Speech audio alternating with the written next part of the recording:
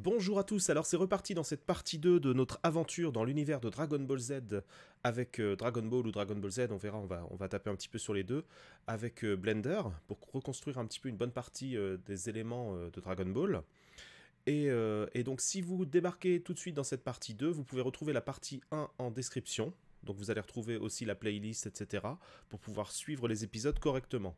Alors pourquoi cette petite absence, hein, c'est tout simplement parce que j'étais malade, j'ai été touché par notre fameux virus qui fait l'actualité. Et donc voilà, c'était pas évident, surtout au niveau de la voix, etc. D'ailleurs, je suis pas encore totalement remis, mais au moins on va pouvoir commencer à reprendre un petit peu l'activité. Donc premièrement, je vous propose d'aller travailler un petit peu la texture de notre maison ici, pour obtenir un petit peu plus comme sur nos images ici, les espèces de différentes traverses ici, de bandes horizontales comme ça. Donc pour ça, je clique sur ma maison ici, je vais dans Shading, donc dans Shading, je retrouve forcément ma couleur de base ici, donc on a mis le rose de la maison, hein, c'était un petit peu en attendant de faire mieux. Donc je vais faire un Shift A ici, je vais rechercher une texture, je vais taper vague, texture vague, que je vais prendre ici, et je vais connecter la couleur, enfin la texture vague avec la partie couleur sur la couleur de base. Donc la couleur de base va disparaître ici et va être remplacée par les réglages que je lui amène à partir de ce connecteur là. Donc je connecte ici, j'obtiens quelque chose comme ça. Donc ce que je vais faire déjà, c'est régler donc mes bandes. Ici je vais conserver le réglage bande en premier, et là je vais me mettre plutôt sur Z, l'axe Z. Voilà, et là on obtient déjà quelque chose d'intéressant. Au niveau de l'échelle, alors là j'ai une... Alors là elles sont pas toutes de la même taille, mais nous on va les faire de la même taille, hein, ça va être plus simple. 1, 2, 3, 4, 5, 6, 7, 8, on va se référer à ça. 1, 2, 3, 4, 5, 6, 7, on est déjà pas mal, hein, au niveau de l'échelle. On va peut-être juste se mettre comme ça pour être un petit peu plus juste par rapport à la maison, ici, donc ça c'est bon. Donc par défaut, on a bien sûr une couleur noire et blanche, et des nuances entre le noir et le blanc. On va aller chercher une node Shift A, ici couleur, je tape couleur comme ça, on va prendre un dégradé de couleur, que je vais glisser ici directement, comme ça il va se connecter automatiquement. Donc là on devrait avoir le même résultat que précédemment, sauf que le blanc, bien sûr, je vais le remplacer. Donc je clique ici, près du curseur ici pour remplacer la couleur blanche, et je vais remplacer le blanc avec la pipette par la couleur rose de mon dessin ici. Donc ça va se mettre à jour, tant que ça charge un petit peu, normalement, la texture devrait se mettre à jour. Et après, pour la... Alors pourquoi ça se met pas à jour? Je peux réajuster, ouais voilà, c'est parce que c'est très très léger. Je peux réajuster un petit peu ma couleur manuellement ici, voilà. Donc moi je veux que mes parties noires un petit peu ici soient plus fines. Donc tout simplement, je vais simplement amener ma couleur ici, par là. Voilà, et là j'ai quelque chose qui se rapproche beaucoup plus de mon dessin. Peut-être que le noir est trop prononcé par rapport au dessin, donc je vais cliquer sur mon curseur noir ici, et je vais l'amener sur une couleur un petit peu plus claire. Peut-être même reprendre la couleur du rose ici, parce que là on a encore un peu de nuance rose je pense. La couleur du rose, mais tout en l'assombrissant. Voilà, légèrement. Comme ça. Et là je pense qu'on est pas mal. Alors si je veux pas avoir une ligne pas très chouette ici, je peux toujours réajuster l'échelle. Hop, je vais la mettre je vais la cacher un petit peu plus ici. Voilà. Hop, et ça c'est pas mal du tout.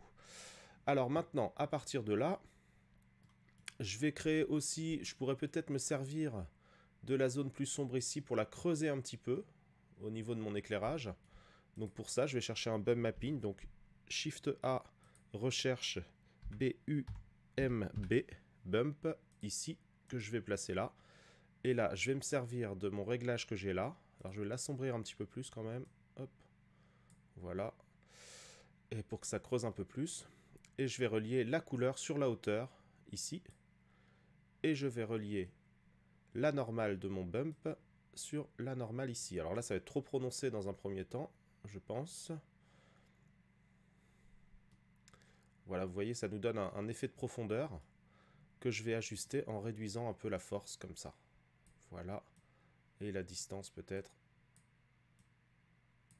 Alors là, attendez, ça charge un petit peu. Hop. Voilà, comme ça. Pour créer un petit peu ce relief que l'on retrouve ici. Et voilà, ça nous crée un petit effet de profondeur. Alors, on peut plus ou moins l'affiner comme ça. Moi, je vais l'affiner un petit peu plus, ici, entre mes deux curseurs. Donc, c'est vraiment très proche, comme ça. Voilà. Mais je vais rester comme ça, et je trouve ça pas trop mal. Alors, maintenant, à la suite de ça, on pourrait, par exemple, aller chercher... on pourrait creuser un petit peu notre bâtiment, dans un premier temps, pour les fenêtres, par exemple, et la porte.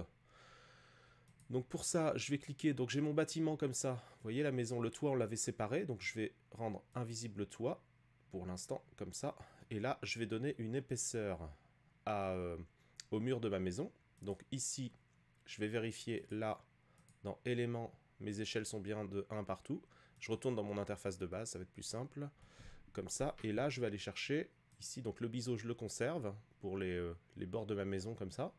Je pourrais le rendre un tout petit peu plus fin, je vais le diviser par deux, hop, pour que les arêtes soient un petit peu plus marquées, parce que là c'est assez marqué quand même. Je veux pas qu'elles soient complètement marquées non plus. Je replie le biseau, et là je vais chercher de l'épaisseur de mur, donc je vais prendre solidifier. Solidifier, et je vais mettre par exemple 10 cm d'épaisseur de mur. Voilà, comme ça. Alors là je vois que ça me crée un petit défaut par rapport à ma texture peut-être. Peut-être qu'on reverra ça justement en modifiant, en appliquant notre solidifié plus tard et en conservant la texture de notre maison uniquement à l'extérieur.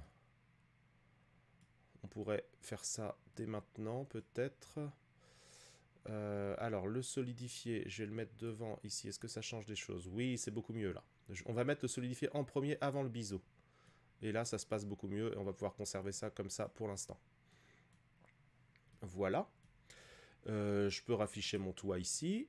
Et puis là, je vais aller chercher un cube, ajouter mèche cube, qui va servir de porte. Donc on va le renommer porte, tout simplement. Porte, alors c'est une petite porte.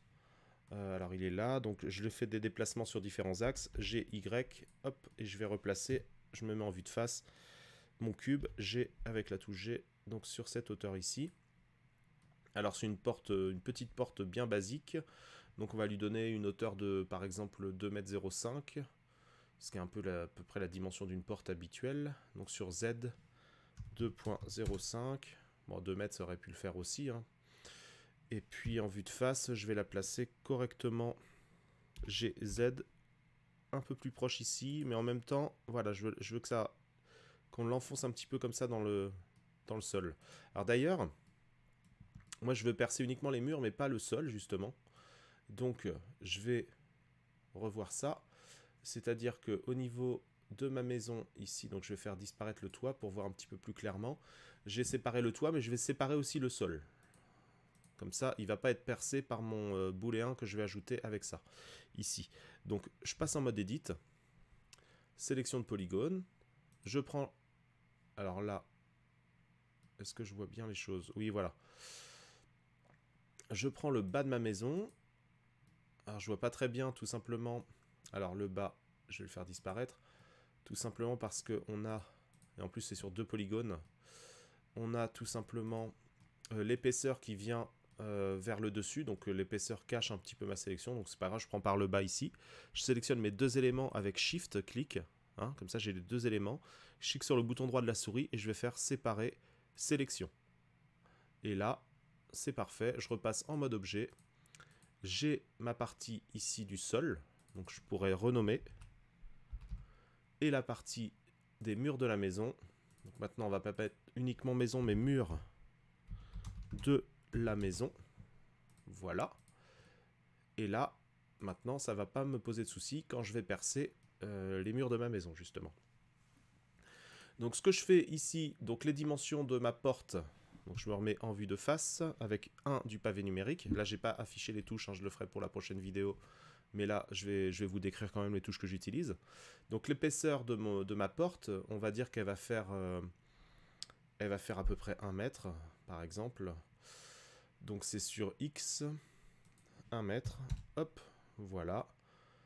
Donc pour la profondeur, ça c'est pas très grave, hein, parce que... Alors hop, CTRL-Z, j'annule, je me suis trompé, c'est sur Y. Parce que tout simplement, pour l'instant, notre porte, ça va servir juste... Ça c'est juste pour le perçage du mur, hein, dans un premier temps. Donc là, on n'est pas trop mal. Alors là, ça tombe au milieu d'une latte, comme ça, donc ça devrait aller. Et là, je reprends les murs de ma maison, que je sélectionne, hein, je suis en mode objet, et je vais ajouter tout simplement un boulet 1. Le boulet 1, je vais sélectionner avec la pipette le perçage ici. Voilà, ça c'est parfait. Et je pourrais rester en rapide, hein, ça devrait aller. C'est un peu moins gourmand si vous avez des ordinateurs qui peinent un peu. Et donc cette partie-là, je vais tout simplement la rendre non visible. Donc je vais ici sur mon petit polygone orange là, et je vais mettre visibilité, render non, viewport non. Voilà, je décoche les deux, non plus dans le render ni dans le viewport. Par contre, le perçage a bien lieu. Alors je vais quand même juste rendre visible ici dans le viewport, juste le temps de la dupliquer. Je vais faire un Shift D, voilà, hop. La deuxième, donc ce sera bien la porte, et là ce sera le perçage de la porte. Perçage, je renomme perçage de la porte. Ici, et le deuxième c'est bien la porte, hein. Je peux retirer ce qui s'est mis au bout. Voilà, et comme ça le perçage de la porte, je le rends invisible dans le viewport. Par contre, pour la porte, que j'ai dupliquée ici, bien sûr, ce sera visible non seulement dans le viewport, mais aussi au rendu. Voilà, j'espère que vous m'avez bien suivi l'intérêt de la chose, hein, parce que là, on veut juste que ce soit... que le perçage, en fait, le perçage de la porte, on veut juste que le trou soit visible et pas l'objet qui perce. Par contre, la porte que l'on recrée dans les mêmes dimensions à peu près, eh ben, on veut bien sûr qu'elle soit visible. Donc maintenant, je vais modifier la taille de la porte donc sur l'échelle sur Y, S, Y, où je pourrais très bien modifier directement là. On va dire que sur Y, elle va faire 5 cm d'épaisseur. Ça me semble assez logique. Et puis là, je vais agrandir un petit peu ma zone là. Et puis pour la texture, je vais créer une nouvelle texture que je vais renommer porte. Comme ça, on ne se perdra pas quand on ira sélectionner des textures. Et cette texture-là, je vais tout simplement aller chercher une couleur pour l'instant qui correspond à la couleur verte de la porte de mon dessin. Et on rajoutera les détails par la suite. Et la porte ici, voilà, je vais faire un déplacement, je me rapproche un petit peu, je peux centrer ma vue avec le point du pavé numérique sur mon objet qui est sélectionné. Et je vais faire un petit déplacement, donc GY, et j'enfonce un petit peu la porte dans le trou ici. Hop, comme ici, vous voyez, la porte est un petit peu enfoncée dedans. Et là, j'ai déjà quelque chose d'intéressant. Alors, je regarde un truc, GZ. Oui, alors mon sol, je le déplace comme ça. Mais en fait, non, CTRL-Z, j'annule. Donc mon sol est bien positionné, c'est juste que j'aimerais que l'épaisseur de mon sol se fasse par le bas. Donc pour ça, je vais tout simplement dans solidifier de mon sol ici, et je vais simplement remplacer la valeur par une valeur négative. Donc je vais juste rajouter un petit moins à l'épaisseur. Hop, et c'est bon, le petit problème est réglé. Le petit problème d'ici est réglé.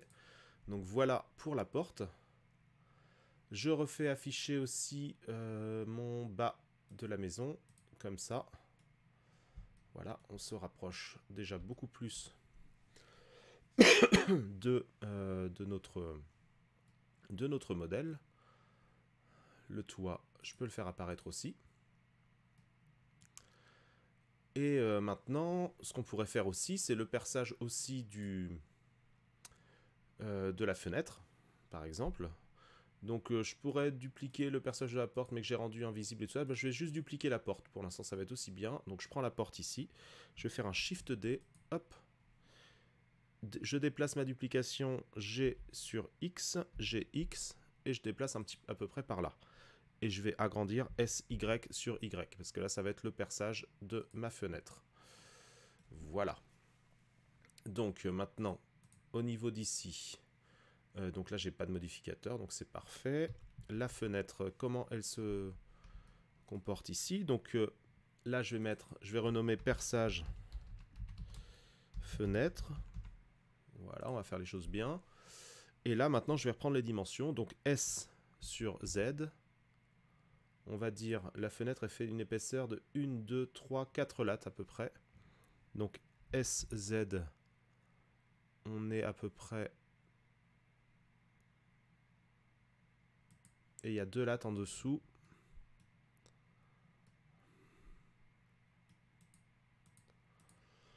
Donc GZ, on va mettre à cette hauteur-là. Et la fenêtre dépasse à peu près un petit peu la porte. La hauteur de la porte, à peu près la même hauteur. Ici, donc là, on n'est pas trop mal. Et puis, donc c'est une double fenêtre avec 2 volets comme ça. Donc on va dire que notre fenêtre, elle fait 1,50 m de largeur sur X. Donc sur X, on va mettre 150 cm. Voilà. Là, on est pas mal. Et maintenant, je vais aller tout simplement rechercher donc mes murs ici comme ça. Donc j'ai déjà un booléen pour la porte. Donc je pourrais mettre même porte, booléen, porte ici. Je replie. Et maintenant, je vais aller chercher un autre booléen que je vais mettre en rapide pour que ce soit un peu plus léger à calculer. Et ce nouveau booléen que je vais mettre booléen fenêtre.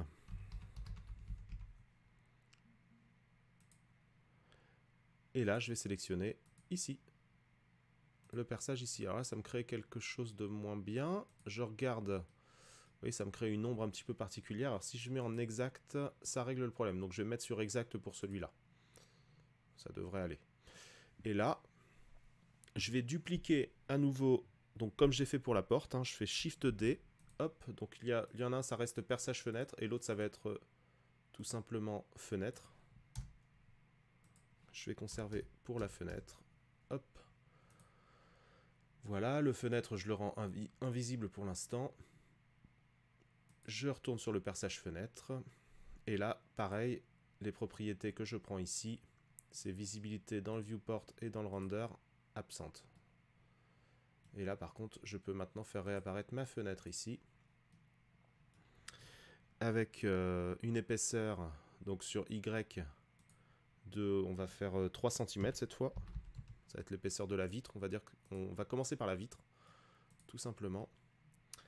Et là, bon, bah, elle n'est pas trop mal positionnée. On va juste lui donner une autre couleur. Donc je duplique ou j'annule ici ma texture. Et là, je vais mettre tac, nouveau. Je vais mettre vitre. Bien que là, on n'a pas de vitre, mais bon, c'est pas grave. En attendant, on va mettre ça. Là, on n'a pas vraiment de vitre visible. Et on va aller chercher tout simplement ici. Alors, je vais retirer la vitre. Nouveau.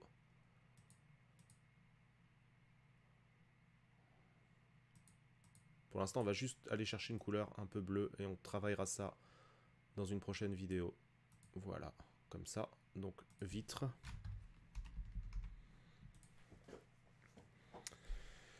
Et autant s'arrêter là pour cette vidéo-là, pour pas faire des vidéos trop longues. Et puis, on se retrouve donc dans la prochaine vidéo. À bientôt.